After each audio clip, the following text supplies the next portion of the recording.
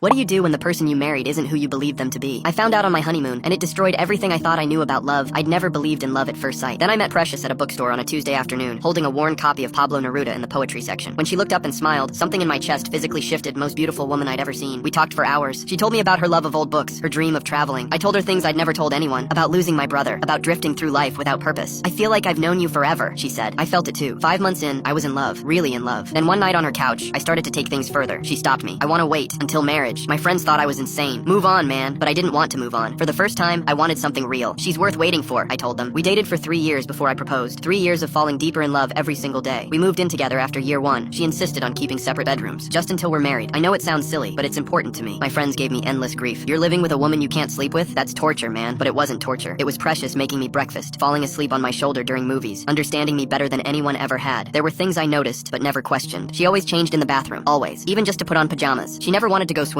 Made excuses every time I suggested the beach or pool. I'm self-conscious about my body, she explained once. I told her she was beautiful. She smiled sadly. You don't understand, but thank you. She was private about her past, her childhood, teenage years, all of it stayed vague. Not a lot of good memories. I'd rather focus on our future than my past. Her family wasn't in her life. Estranged, she said. Some falling out years ago she didn't want to discuss. You're my family now, she told me the night I proposed. That's all that matters. I should have asked more questions, pushed harder for details, but I was so in love I didn't care. Whatever her past held, it didn't matter. The wedding was small. My family, our friends, no one from her side. She looked stunning in her dress. Cried when she said her vows. You've given me everything I ever wanted, she whispered. Our honeymoon was in Bali. Romantic resort, private bungalow, ocean view, everything perfect. That first night, finally alone as husband and wife, I thought all the waiting was about to be worth it. Precious came out of the bathroom in a silk robe. I pulled her close, started kissing her, started to untie her robe. She pulled back. Wait, I need to tell you something first. We've waited 3 years. Can it wait? I was joking, but she looked terrified. No, if we do this without me telling you, it's wrong. I sat down. What do you need to tell me? She paced, couldn't look at me, started to speak, stopped, started again. I'm not. I wasn't always. Precious, whatever it is, just tell me. I'm transgender. I was born male. I transitioned 8 years ago. Before we met, my brain couldn't process it.